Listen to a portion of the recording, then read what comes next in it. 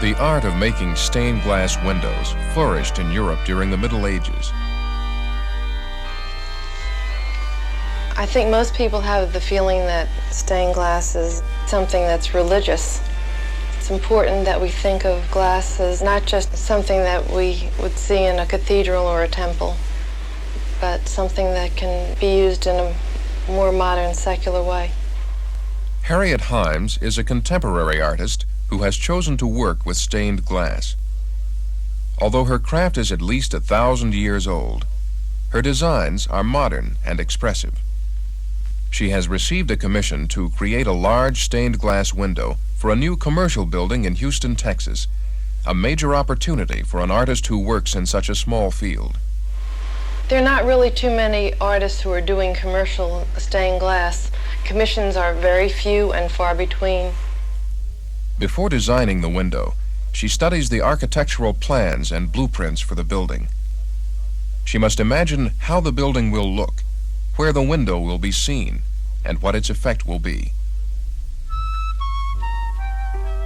Her design takes shape out of bits of colored paper, a rough color outline of the window on a tiny scale. Paper colors are just a tool and a guide for me to be using at the very, very start. Tracing over the design, she draws the lines that will separate each piece of glass, and then makes a larger drawing of the design. Although the actual window will be much bigger, the middle-sized outline helps her visualize the design and plan the construction of the window. Working in this small scale, I could completely visualize what the large-scale completed glass would be like. The craftsman who will cut the glass and construct the window is the glazier. I had several conferences with the glazier regarding the structure and the type of framework that the glass would be installed in. With most of the details worked out, she makes a full-scale drawing of the window. This drawing, called a cartoon, will be the blueprint for cutting the glass and assembling the pieces.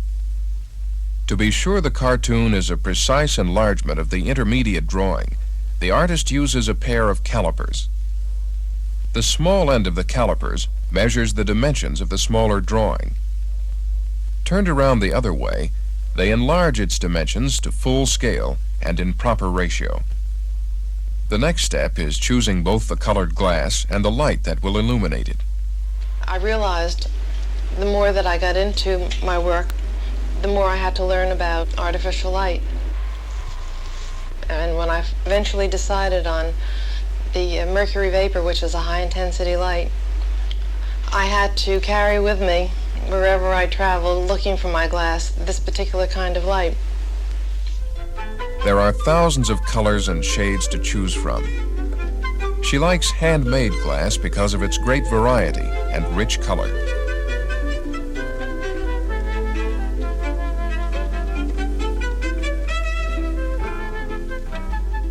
As each sheet of glass arrives at the glazier's workshop, he and the artist check its quality.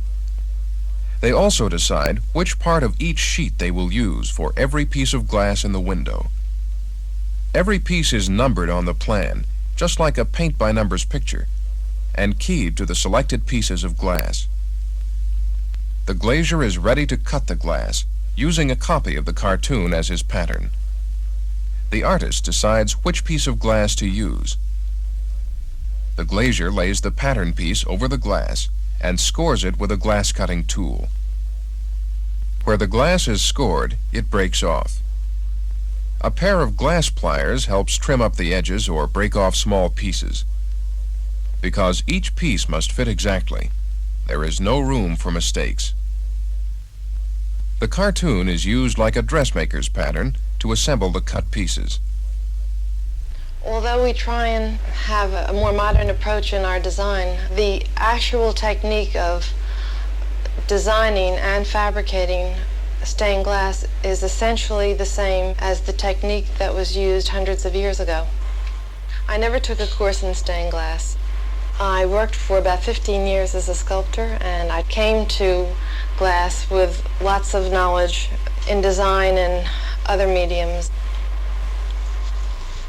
just by hanging around a stained glass studio and watching, I learned about the craft. The window contains glass from many parts of the world. The green and yellow pieces are from West Virginia. The pink glass, very costly because it contains gold, was made in West Germany. When each panel is assembled, the artist looks at it through a reducing glass.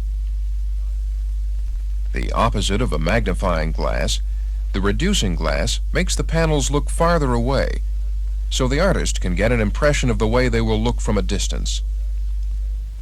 Some days, several artists and designers are at work in the glazier's studio. It's a good chance to talk, discuss problems, and exchange ideas. At her own studio, there is always much to do. There are financial records and correspondence to keep up with, and classes to teach.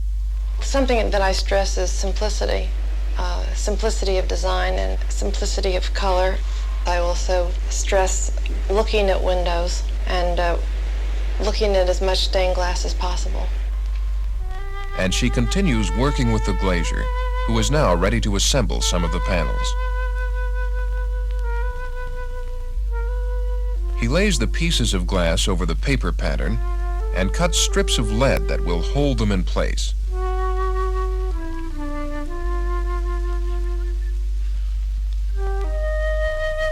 The pieces of glass slide into grooves in the strips of soft lead. Like other crafts, stained glass requires discipline and skill. Knowing the technique, knowing how to cut and lead perfectly is very, very important. The craft becomes very ordinary without a sense of design. After assembling a panel, the glazier prepares to solder the lead strips together. With years of practice, he can tell when the iron is hot enough just by holding it near his face. Usually, only the glazier solders the lead. But with welding experience as a metal sculptor, Harriet Hyams is skilled at this task. The lead strips are more than just a framework for the pieces of glass. They are also a strong design element in the window. They seal the glass into the strips with putty.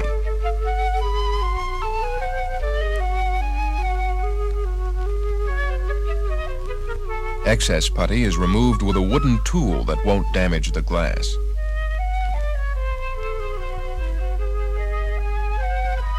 The panel is cleaned carefully.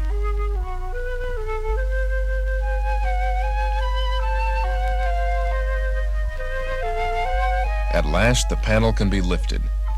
The artist is glad to see that no pieces of glass have cracked or broken. She sees the completed panel with light behind it for the first time. Light is the most essential element in a stained glass window besides the color and the design. Without the light, the window is dead. The panels are shipped to Houston, where the artist and glazier will supervise the final stage of their long work, installing the window. It's installed piecemeal, one panel at a time. I guess what I'm supposed to say is that I felt very excited when I saw the whole thing finished. I was really disappointed. I think an artist realizes that he's learned a lot from what he's done, and he wishes that he could have started over again to make it better than it turned out to be. The whole thing is just a tremendous learning process. In her work, Harriet Hyams combines artistic vision with the craftsman's dedication. It has few other rewards. Economically, it's an impossible way to earn a living.